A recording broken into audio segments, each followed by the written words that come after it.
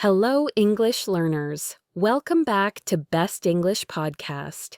My name is Sophia, and I am so incredibly happy you've chosen to spend your time with me today.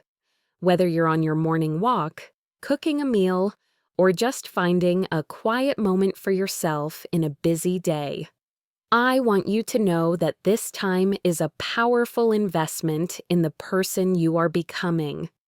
Today, we're not just going to learn some English. We're going to explore a framework for a better life. Because I believe that becoming a fluent, confident English speaker is not just about memorizing words, it's about personal growth. Have you ever felt like a single idea, a single conversation, could be a key that unlocks a door you didn't even know was there? I remember when I was learning a new language, I felt so stuck. I had all the grammar books, the vocabulary apps. I knew so many rules, but when I tried to speak, I would freeze. My mind would go blank. It felt like there was a huge wall between the language I knew in my head and the words that could come out of my mouth. I thought I just needed to study more words, more rules. But that wasn't the answer. The real breakthrough came when I realized I didn't need a new grammar book. I needed a new mindset. That's when I discovered a book that has sold millions of copies around the world. A book that has changed the lives of presidents, artists, scientists, and everyday people just like you and me. It's called The 7 Habits of Highly Effective People. Now, that title might sound very serious, very businesslike, but I promise you, the ideas inside are simple, powerful truths about how to live a happy, successful, and purposeful life. And today, I'm going to be your guide on this journey. We will walk through its most powerful ideas together, one by one. Using simple, clear English, detailed stories that you can feel and relate to, and examples that you can apply directly to your own life, and especially to your English learning journey. People often say a book can be worth $1 million. I believe some are worth so much more. Because they don't just give you information, they change who you are from the inside out. The most successful people on this planet have one powerful habit in common. They are passionate, lifelong learners. They read, they listen, they ask questions, they grow. And by being here today, you are proving that you are one of them. So, if you're ready to not just improve your English listening and speaking, but to build a mindset that can move mountains and build bridges, you're in exactly the right place. Make sure you're subscribed to Best English Podcast so you never miss an episode on this journey of growth. Now, take a deep, slow breath, relax your shoulders, open your mind, and let's begin this incredible journey together. The first, and perhaps the most important idea we're going to explore is the very foundation upon which all success is built. The book calls this habit, be proactive, but I like to call it the power of being the driver, not the passenger, in your own life.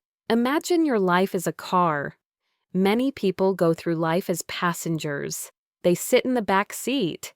And when the journey gets bumpy, when the car takes a wrong turn or gets stuck in traffic, they complain about the driver, they blame the other cars on the road, they get angry about the weather. They feel that life is something that is happening to them, and that they have no real control. A reactive person's language is full of blame and excuses. If they are late for work, they say, "The traffic was absolutely terrible." If they don't do well on a test, they say, "The teacher's questions were unfair and confusing." If they are unhappy in their life, they sigh and say, "My life is just so difficult. Nothing ever goes right for me. They give all of their power away to circumstances and other people. But a proactive person, a successful person, understands a fundamental truth. They are the driver. They are holding the steering wheel. They know that while they can't control the weather or the traffic on the road, they can control their own car. They can choose to leave earlier to avoid the rush. They can choose to check the map for a different route. They can choose to listen to a great podcast and use the time productively if they do get stuck. They take responsibility. Their language is the language of choice and action. They say, I chose to leave a little late, so it's on me that I got stuck in traffic. Or they say, I need to find a better way to study for the next test. Or, most powerfully, I am not happy with this situation, so what am I going to do to change it? This small shift in thinking, from blame to responsibility, is everything. It's the difference between feeling powerless and feeling incredibly powerful. Let me tell you a more detailed story about those two university students, Maya and Liam. They were in the same advanced English communication class, a class famous for its difficulty. The professor, Dr. Evans, spoke at a natural native speaker pace, and he expected a lot from his students. Maya immediately felt like a passenger on a journey she couldn't control. After the first week, her phone calls to her friend became a daily complaint session. You won't believe this class, she'd say, her voice full of frustration. Dr. Evans just talks and talks, so fast, like he doesn't even care if we understand.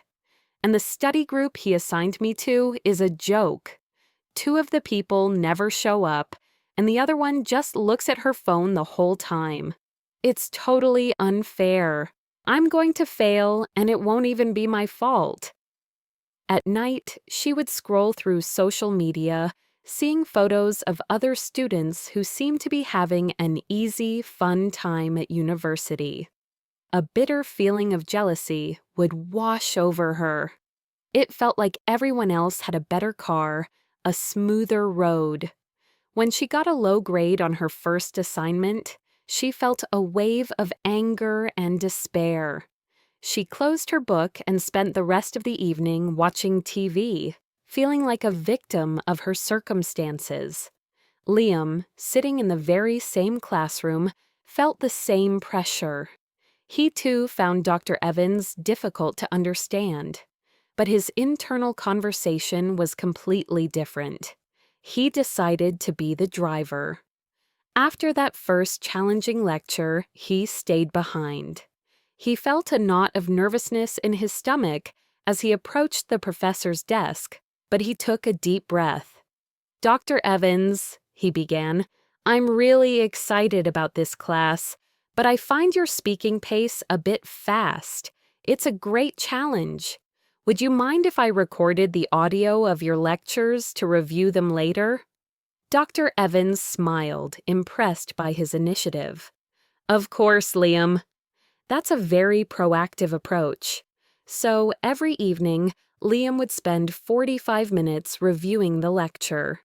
He would listen, pause, write down new phrases, and even practice repeating them to get the rhythm right. He also recognized that his assigned study group was a dead end. Instead of complaining, he took action. He wrote a simple, friendly email. Hi everyone, I'm Liam from Dr. Evans' communication class. I'm looking to form a small, focused study group to meet on Zoom twice a week, specifically to practice our speaking and presentation skills. If you're serious about improving, please let me know. 5 other students replied enthusiastically. In their first Zoom meeting, it was a little awkward at first, but Liam facilitated the conversation. Okay, he said, for our first task, Why don't we each try to explain one key idea from this week's lecture in our own words? This simple exercise got them talking, and soon they were a strong, supportive team. When Liam got his first assignment back, his grade wasn't an A+, but it was a solid B. He read Dr. Evans' feedback carefully. Instead of feeling defensive, he saw it as a roadmap. Okay, he thought, my main weakness is my sentence structure. I need to focus on that for the next paper. Do you see the profound difference in their worlds? Maya and Liam were in the same car, on the same road, with the same weather conditions. But Maya chose to sit in the back, complaining about the journey. Liam chose to grab the steering wheel. This applies so directly to your English journey. Are you being a passenger or are you being a driver? A passenger says, I can't practice speaking because I'm shy and I have no one to talk to. A driver says, okay, I'm shy, so I'll start by recording my own voice for 5 minutes a day. Then I'll find a language app where I can talk to an AI bot. Then I'll join a low-pressure online group. A passenger says, I'm too busy to learn. A driver says, my life is busy, so I will find a way to integrate learning into my existing schedule. I will listen to an English podcast while I cook and clean. The moment you stop making excuses and start taking creative responsibility, your entire world changes. You stop waiting for the perfect conditions and you start creating your own progress. This is the first essential step. So let's practice this powerful mindset together. I want you to say this sentence out loud, feeling the truth in it. Repeat after me. I am the driver of my English journey. Let's say it again with more power, more belief. I am the driver of my English journey. Internalizing this one idea is the key that unlocks all the other doors. Now that we understand the incredible power of being the driver, let's move on to the second habit. This one is about knowing your destination before you even start the engine. The book calls it Begin with the End in Mind, but I love to think of it as creating your personal GPS. It's about having a crystal clear vision of where you want to go. Think about it. Would you get into your car to drive across the country without a map or a GPS?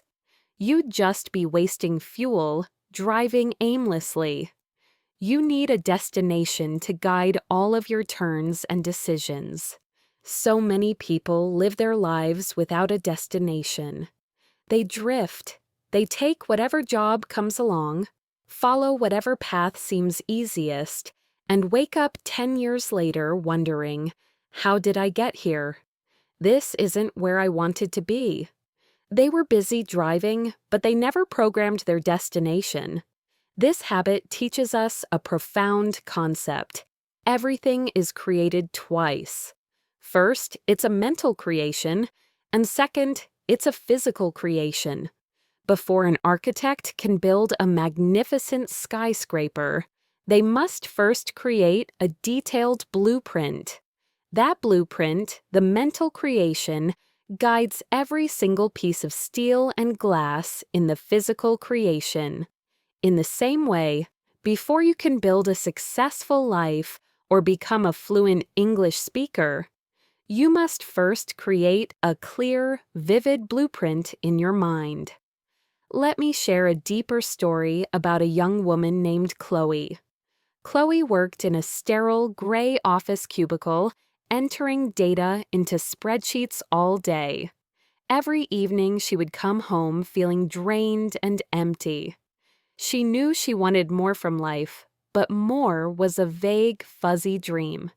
She felt lost in a fog. She would often tell her friends, I wish I had a real passion. I wish I knew what I was meant to do. One day, she visited a small art gallery and got into a conversation with the owner. an older, successful artist named Isabella. Chloe confessed her feelings of being lost. Isabella listened patiently, then gave her some unusual advice. "Stop looking outside for your passion," she said gently. "It's already inside you. You just need to listen. Tonight, I want you to try a little thought experiment. It might feel strange, but it is the most powerful way to find your direction. Imagine you are very old, sitting in a rocking chair at the end of a long and full life. What achievements, what relationships, what memories would make you smile and feel a deep sense of peace and pride?" That night, Chloe was skeptical, but she tried. She closed her eyes and pictured herself as an old woman. At first, her mind was blank, but then, slowly, a picture started to form. She didn't see spreadsheets or office reports. She saw colorful canvases. She saw the happy faces of children in a bright, cheerful classroom. She smelled clay and paint.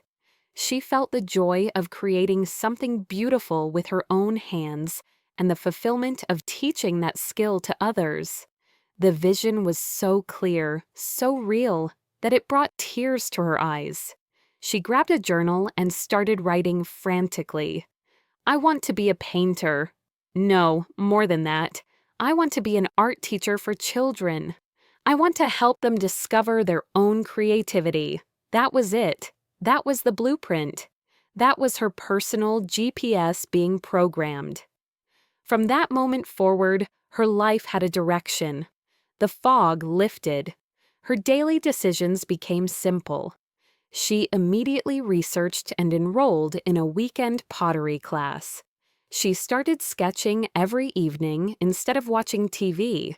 She began saving money aggressively for a teacher training course. A few months later, an opportunity for overtime came up at her boring office job. It was good money. The old Chloe would have taken it without thinking. But the new Chloe asked herself a simple question.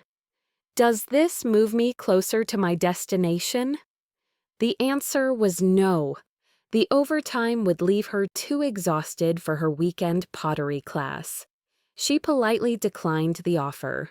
She was choosing her future over her present comfort. Within 3 years, Chloe had her teaching certificate and was working part-time at a community art center. She wasn't rich, but she felt alive, passionate, and deeply happy. She was living the life she had first created in her mind. This is exactly what you need to do for your English learning. What is your destination? Fluency is not a destination. It's a vague cloud. You need a clear, specific picture. Let's do a little vision workshop right now. If you can, close your eyes for a moment. Imagine it's 1 year from today. You are in a situation where you are using your English. Where are you? Are you in a cafe in another country? Are you in a business meeting at work? Are you on a video call with a friend from the UK? See the details. Now, what are you doing? Are you confidently ordering food? Are you explaining a complex idea to your colleagues? Are you laughing and sharing a personal story with your friend? Most importantly, how do you feel? Do you feel relaxed, confident, proud, happy? That picture, that feeling, that is your destination. That is your personal GPS. When your vision is that clear, your motivation becomes unstoppable. You're no longer just studying English. You are taking daily steps toward that beautiful, vivid picture in your mind. All right, we know we need to be the driver, and we have programmed our destination into our GPS. So, what's next? The third habit is all about managing the journey itself. It's about using your time and energy effectively so you are always moving toward your destination. The book calls this "Put First Things First." But a simpler, more powerful way to think about it is focusing on your big rocks. Imagine I gave you a large, empty glass jar. This jar represents the 24 hours you have in a day. Next to the jar, I place a few big, heavy rocks, a pile of smaller pebbles, a bucket of sand, and a bottle of water. Your task is to fit everything into the jar.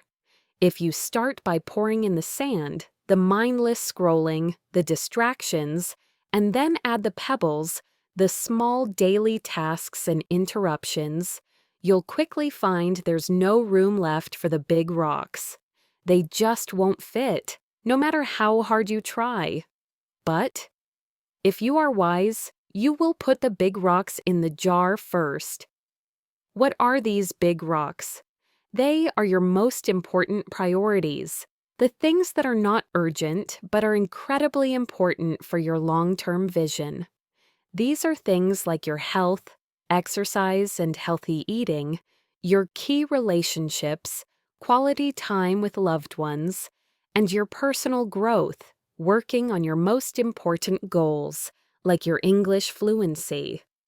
Once the big rocks are in the jar, you'll see that the pebbles can be poured in around them, filling the gaps. After that, you can pour in the sand, which will fill all the remaining tiny spaces. And finally, you can even add the water. Everything fits. This analogy is a profound truth about life.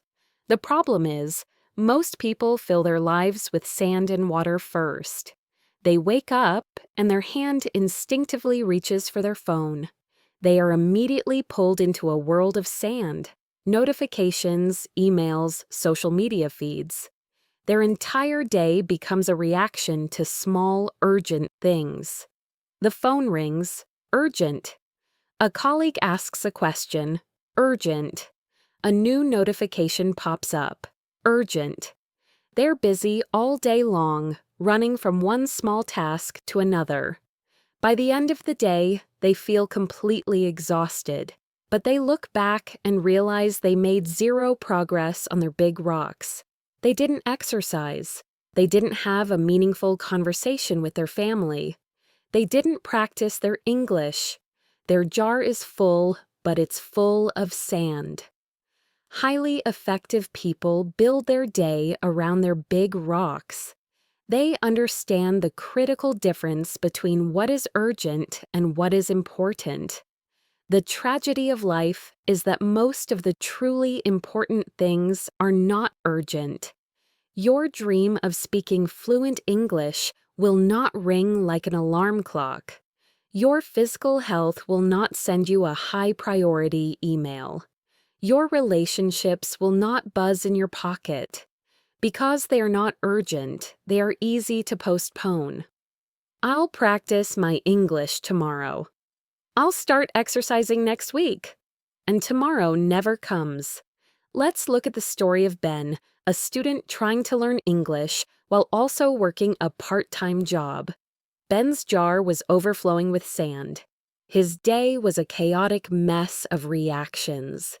He would wake up to his alarm, hit snooze 3 times, then finally roll over and grab his phone.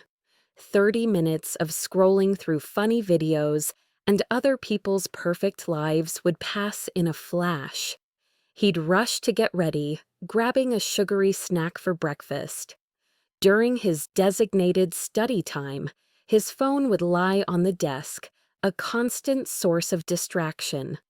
A single notification would lead him down a rabbit hole of messages and feeds. He was always busy, always running late, always feeling stressed. His big rock, becoming fluent in English, was sitting on the floor next to his jar, unable to fit in.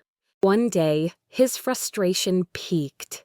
He had failed a small quiz because he was too tired to study the night before, having wasted hours on his phone. He knew something had to change. He watched a video about the big rocks theory and decided to conduct an experiment. He took a piece of paper and wrote down his 3 biggest rocks for the semester. 1. Practice focused English skills for 45 minutes every morning. 2. Get 30 minutes of exercise. 3. Complete all university assignments 2 days before the deadline. The next morning, when his alarm went off, he did something radical. He got up immediately and left his phone charging in the living room. He put on his running shoes and went for a 30-minute jog while listening to an English podcast, 2 rocks with 1 action. When he got back, he sat at his desk with a cup of tea and his English textbook. For 45 minutes, with no distractions, he did a focused shadowing exercise, mimicking a native speaker's accent and rhythm. He had placed his biggest rocks in his jar before the world had a chance to throw sand at him. The first few days were difficult. His mind craved the easy dopamine hit of his phone, but he persisted, and the results were astonishing. He felt more energetic and focused for the rest of the day. He found that he could still answer messages and check social media during his breaks or in the evening. The sand and pebbles still fit, but his most important work was already done. After a month, his speaking confidence had soared. He wasn't just busy anymore, he was productive. He was making real, tangible progress towards his destination. So, I ask you, what are your big rocks? When it comes to learning English, they are focused, active tasks. Daily speaking practice, active listening where you take notes, writing a short paragraph, learning new vocabulary, and immediately using it in a sentence. The sand is the passive, low-value stuff, endlessly scrolling through grammar websites, watching English videos with subtitles in your own language, or collecting learning materials you never actually use. Let's do a quick practice to lock in this habit. I want you to say this simple commitment out loud as a promise to yourself for tomorrow morning. Repeat after me. Tomorrow I will put my big rocks in the jar first. Say it again with the intention of making it real. Tomorrow I will put my big rocks in the jar first. This one change in your daily routine can revolutionize your progress. So far, we've learned to be the driver of our lives, to have a clear destination, and to focus on the most important things first. The 4th habit takes us beyond ourselves and into our relationships with others. It's about how we interact with all the other drivers on the road of life. This is the habit of think win-win. I like to call it the life is not a competition, it's a collaboration mindset. Many of us are taught from a young age that life is a competition. In school, for one student to be first, others must be second and third. In sports, one team wins and the other team loses. This creates a scarcity mindset. We start to believe there's only one pie, and if someone else gets a bigger slice, that means our slice must be smaller. If a colleague gets a promotion, a part of us feels a sting of jealousy. If a friend succeeds, we might feel insecure. This is the win-lose mentality. Some people go to the other extreme, the lose-win mentality. They are always the peacemaker, always saying yes, always putting others' needs before their own.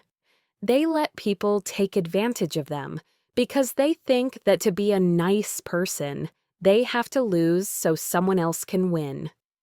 Both of these mindsets are limiting and ultimately lead to unhappiness. But highly effective people operate from a completely different paradigm, the win-win mindset. They have an abundance mentality. They believe that the pie is not fixed. In fact, they believe that by working together, we can bake a much bigger, more delicious pie for everyone. They genuinely believe that one person's success doesn't threaten their own. It can actually contribute to it. The analogy I love is this. If you have a candle, and you use your flame to light my candle, does your flame diminish? Number. In fact, the total amount of light in the room doubles. That is the essence of win-win. Let's explore this with the story of two aspiring chefs, Sarah and Tom, who both worked in the same high-end restaurant. They were the top two candidates for an upcoming promotion to head chef. Tom was brilliant, but he operated from a classic win-lose mindset. He saw Sarah as the enemy. He would hoard his knowledge, keeping his best recipes a secret. He once saw Sarah struggling to perfect a complicated sauce, and instead of offering a tip he knew would help, he just walked past, quietly hoping she would fail. He thought that her every mistake was his victory. Sarah, on the other hand, was also brilliant, but her mindset was win-win. She saw Tom as a talented colleague, not a rival. She believed that if the entire kitchen team performed at a high level, the restaurant would gain a better reputation, and everyone would benefit. One week, the restaurant was tasked with creating a special menu for a very important food critic. The pressure was immense. Tom was in charge of the main dessert, a complex chocolate lava cake, and it kept failing. The inside was either too runny or too solid. He was getting visibly stressed. Sarah, having finished her preparations for the appetizers, saw his struggle. The win-lose voice would have said, "Great, let him fail. This is my chance." But Sarah's win-win nature took over. She walked over and said, "Tom, that looks incredibly tricky." I remember working on a similar cake last year. The secret was the temperature of the eggs. Have you tried letting them sit at room temperature for an hour first? Tom was stunned by her generosity. He was so used to their rivalry. He took her advice, and the next cake came out perfectly. He was so grateful that later that day, when he saw Sarah trying to find the right spice to complement her fish dish, he said, "You know, a tiny pinch of saffron would make that taste incredible." They had, for a moment, become a team. At the critics' dinner, both the fish appetizer and the lava cake were huge hits. The review that came out the next week praised the restaurant for its innovative and collaborative spirit. When the time came for the promotion, the owner called them both into his office. He said, "Tom, your technical skill is outstanding. But Sarah, you have the heart of a true leader. You don't just elevate your own work, you elevate the work of everyone around you. You understand that a rising tide lifts all boats. The head chef position is yours." This story beautifully illustrates the long-term power of a win-win approach.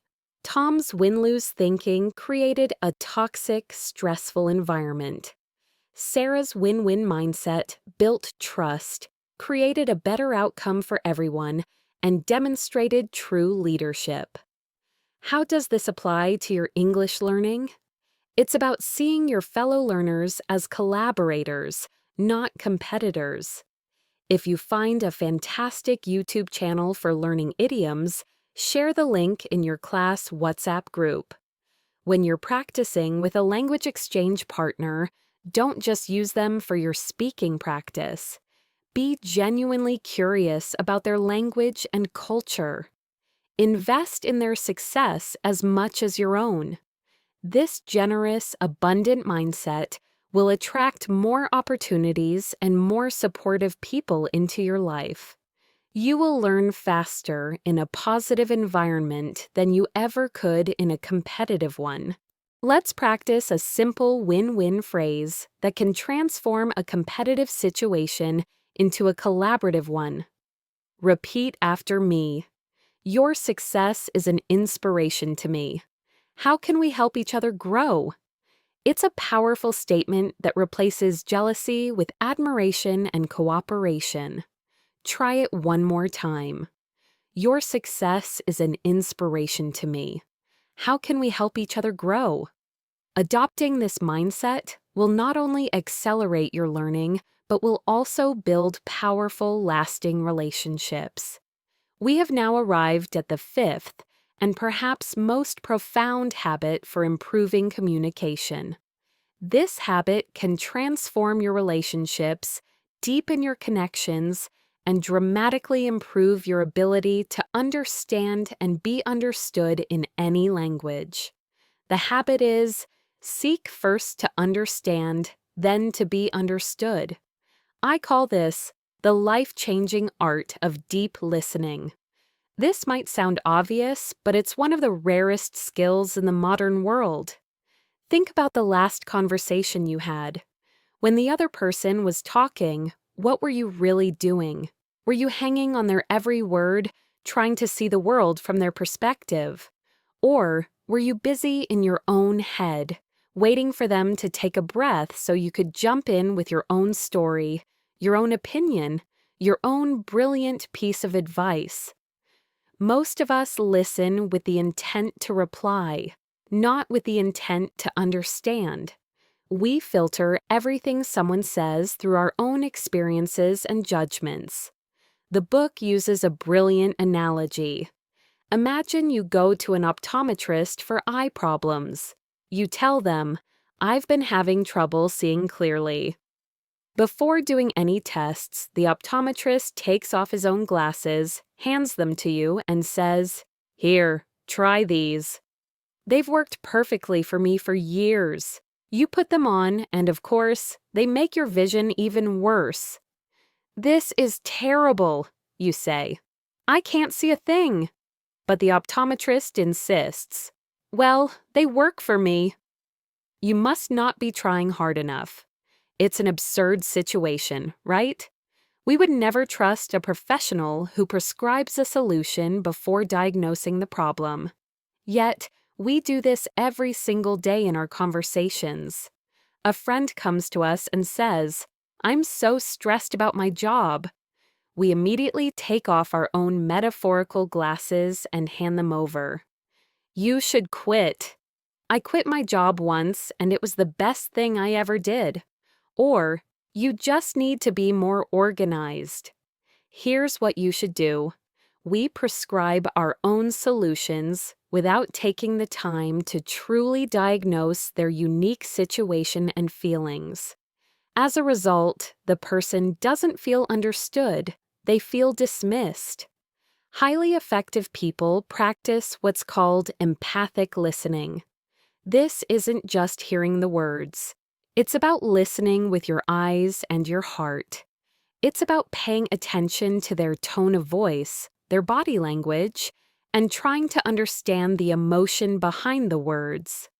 It's about temporarily removing your own glasses and trying to see the world through theirs. Let me tell you a story about a father named Mark and his teenage son, Alex. Their relationship had become a cold war. Alex would come home from school, give a one-word answer to any question, and then disappear into his room. Mark was deeply worried. He kept trying to fix the problem. He'd say things like, "Alex, your grades are slipping. You need to study harder," or "You should join the soccer team. It would be good for you." Each piece of advice was like throwing a stone at a closed door. It only made Alex retreat further. Mark was prescribing solution after solution, but he had no idea what the diagnosis was. One evening, at his wit's end, Mark decided to try a completely different approach. That night at dinner, Alex was silently staring at his plate. The old Mark would have started a lecture, but the new Mark just watched him for a moment. He noticed the tension in his son's shoulders and the sadness in his eyes. Instead of speaking, he just listened to the silence. Finally, he said very softly, "Alex, you seem to be carrying a very heavy weight on your shoulders lately." He wasn't advising or judging, he was simply reflecting the emotion he saw. For the first time in months, Alex looked up, his eyes wide with surprise. There was a long silence. Then he mumbled, "It's nothing. School is just stupid." The old Mark would have argued, "Don't say that. School is your future." But the new Mark just nodded slowly. "It feels stupid to you," he said, reflecting Alex's words back. This small act of validation opened a tiny crack in the door. After another long pause, Alex's voice was barely a whisper. "There's this group of kids. They make fun of me every day. They call me names. I eat lunch alone in the library so I don't have to see them." The words came out, and with them, tears started to stream down his face. Mark's heart shattered into a million pieces. He finally saw it. The problem wasn't laziness. It wasn't video games. It was deep pain and loneliness. He had been trying to fix a broken leg with a bandage for a headache. He reached across the table and put his hand on his son's. "Thank you for telling me," he said, his own voice thick with emotion. "I am so sorry you've been going through that all alone. We will figure this out together." That single conversation, built on the foundation of deep listening, was the beginning of rebuilding their entire relationship. Mark first sought to understand, and only then could he truly be understood as a loving, supportive father. This skill is a superpower in your English conversations. When you are talking with someone, especially a native speaker, resist the urge to constantly be thinking about what you are going to say next. Instead, pour all your energy into understanding them.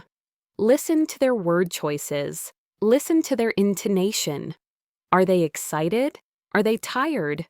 Ask clarifying questions like, "So, if I'm understanding you correctly, you felt..."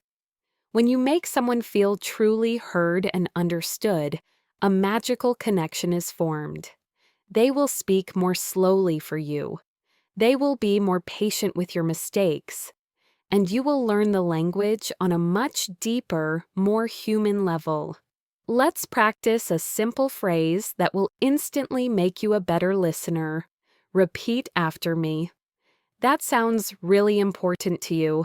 Can you tell me more about that? Let's try it again, really feeling the empathy in the words. That sounds really important to you. Can you tell me more about that? Using phrases like this will transform you from a simple English learner into a masterful communicator. We're now at the 6th habit, and this one is about creating pure magic through teamwork. This is the habit of synergize. A simple way to understand synergy is that 1 + 1 doesn't equal 2. It equals 3 or 10 or even 100. It's the idea that when people come together with open minds and mutual respect, the whole becomes far greater than the sum of its parts. It's the creative force that allows teams to achieve things that individuals never could. Most people think of teamwork as cooperation. You do your part, I'll do my part, and we'll assemble the pieces. That's effective, but it's not synergy. Synergy is different. It's not just about working together, it's about creating together. It happens when you truly value the differences in other people. Instead of seeing a different opinion as a threat, you see it as an opportunity to create a third, better alternative that neither of you had thought of before. Think about a jazz band.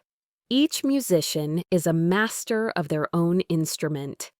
But the magic happens when they start to improvise. The saxophone player plays a melody, the pianist responds with a new chord, the drummer changes the rhythm to match the new energy.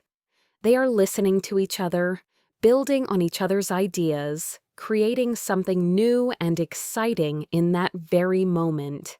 That is synergy. Let's look at the story of a group of friends who decided to create a community garden. There was Anna, a meticulous planner who loved organized spreadsheets. There was Leo, a passionate botanist who knew everything about plants. And there was Grace, a practical carpenter who could build anything. At their first meeting, they struggled. Anna presented a perfectly symmetrical, color-coded garden plan. Leo immediately shook his head. "This is all wrong. The tomatoes need full sun all day, and you have them next to that tall tree. And this soil needs a lot of compost."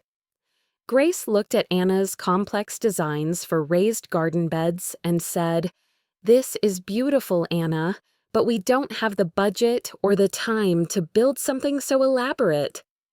They were at a stalemate, each defending their own perspective. Anna felt unappreciated. Leo felt his expertise was being ignored. Grace felt they were being unrealistic. They were cooperating, but there was no synergy. Finally, Anna said, "Okay, this isn't working. Let's try something else. Let's throw out all our original ideas. Let's start with a blank page. Our shared goal is a beautiful, productive garden for our community. Leo, you're the plant expert. Forget my plan. Show us where the best light and soil are." Leo's face lit up. He walked them around the plot, explaining the unique microclimates. Then Grace spoke up. "Okay, seeing that, I have an idea. Instead of expensive wooden beds, we could use recycled materials to create simple curved mounds that follow the sunny spots Leo showed us." Anna, listening to these new ideas, suddenly had a flash of inspiration. "That's brilliant! And I can create a new planting schedule that rotates the crops based on Leo's soil advice and fits perfectly with Grace's simple organic design." In that moment, they had synergy. They had created a third alternative, better than any of their individual ideas. The garden they eventually built was a stunning success, a perfect blend of practical design, expert knowledge, and organized planning. This is a powerful lesson for your English learning journey. Don't just study alone in a bubble. Join a study group or a conversation club. And when you do, seek out people with different strengths. Maybe your grammar is excellent, but your friend's pronunciation is much more natural. Teach each other, synergize. When you're having a conversation, don't be afraid of different opinions. See them as a gift. It's an opportunity to learn how to express disagreement politely, to ask clarifying questions, and to expand your own perspective. Let's practice a phrase that opens the door to synergy when working in a group. Repeat after me. "I see it differently, but I'm curious to understand your perspective better." One more time. "I see it differently, but I'm curious to understand your perspective better." This phrase shows respect and curiosity, the two essential ingredients for creating synergy. And that brings us to the final habit, Habit 7. This is the habit that makes all the other 6 habits possible. It's called Sharpen the Saw, and it's all about taking care of your most valuable asset, you. Imagine you meet a woodcutter in a forest. He's been trying to cut down a tree for hours, sweating and straining, but making very little progress. You watch him for a bit and see that his saw is incredibly dull. You say to him, "Excuse me, sir, but if you took just 15 minutes to stop and sharpen your saw, you could cut that tree down in half the time." The woodcutter turns to you, annoyed, and says, "I can't stop. I'm too busy cutting." This story seems ridiculous, but it's a perfect metaphor for how many of us live our lives. We are too busy cutting, working, studying, rushing through our responsibilities, that we believe we don't have time to sharpen the saw. We push ourselves until we are exhausted, we study until we are completely burned out, and then we wonder why we are no longer effective. Sharpening the saw is the habit of self-renewal, of investing in yourself. It means regularly and consistently renewing the 4 key dimensions of your life: your body, your mind, your heart, and your spirit. First, your body, the physical dimension. This is your tool for interacting with the world. You sharpen this saw through proper nutrition, adequate sleep, and regular exercise. Trying to achieve your goals with a tired, unhealthy body is like trying to cut a tree with a dull saw. It takes much more effort and yields poor results. Second, your mind, the mental dimension. You sharpen this saw by continuing to learn and grow intellectually. Reading good books, listening to insightful podcasts like this one, learning a new skill, engaging in creative writing.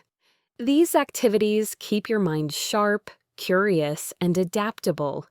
An unexercised mind, like an unexercised body, becomes weak. Third, your heart, the social and emotional dimension. This is about renewing your relationships. We are emotional beings who thrive on connection. You sharpen this saw by making regular deposits in the emotional bank accounts of the people you care about. This means practicing empathic listening, being kind, keeping promises, and spending quality, focused time with loved ones. And fourth, your spirit, the spiritual dimension. This is your core, your center, your commitment to your value system. It's what provides you with purpose and meaning.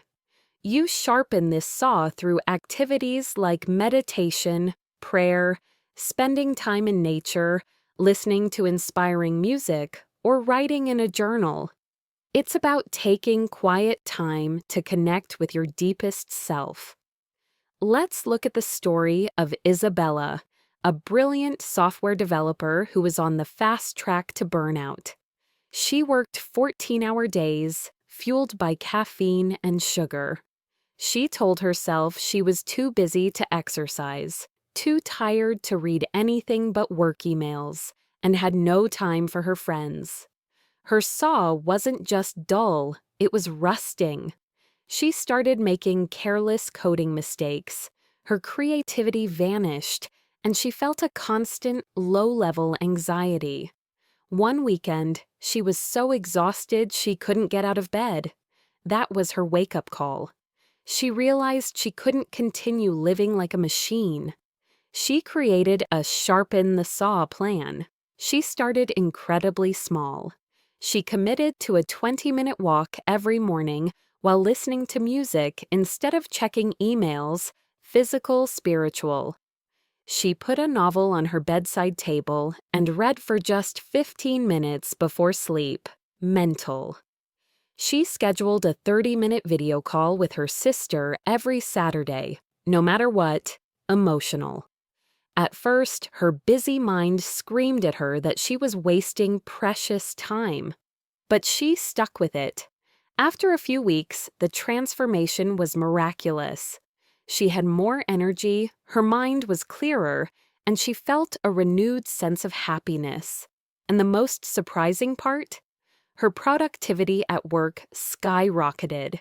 She was solving problems in a fraction of the time because her saw was finally sharp. This is vital for your English learning. Studying for 8 hours straight isn't discipline. It's a recipe for burnout. Sharpening your saw means making your learning sustainable and enjoyable. Go for a run while listening to an English podcast, Physical Mental. Have a fun, casual chat with a language partner about your hobbies, not just grammar, emotional. Take a moment each week to reflect on your progress and remind yourself of your deep, personal reason for learning English, spiritual. Taking intelligent breaks is not a sign of weakness, It's a sign of wisdom. So let's make one final, crucial promise to ourselves. Repeat this sentence out loud and feel it in your bones. I will invest in myself by sharpening my saw every day. Earzau. One last time with deep commitment. I will invest in myself by sharpening my saw every day. We have journeyed together through these 7 powerful, life-altering ideas. We learned to be the driver of our lives, to have a clear, personal destination, to focus on our big rocks first, to create win-win collaborations, to listen with our hearts and minds, to create magic through synergy, and finally to renew and take care of our greatest asset, ourselves. These are not just tips for being more productive. They are a blueprint for a life of integrity, purpose, and peace. Your English learning journey is not separate from your life journey. They are woven together. As you apply these habits to your daily life, you will find that your confidence in English will explode. Because true, lasting confidence doesn't come from knowing a lot of words. It comes from character. It comes from the deep inner knowledge that you are in control of your life. You are moving toward a meaningful purpose, and you are growing a little bit better every single day. So, my final question to you is this. What is the one habit you will begin to practice this week? Don't overwhelm yourself. Choose just one.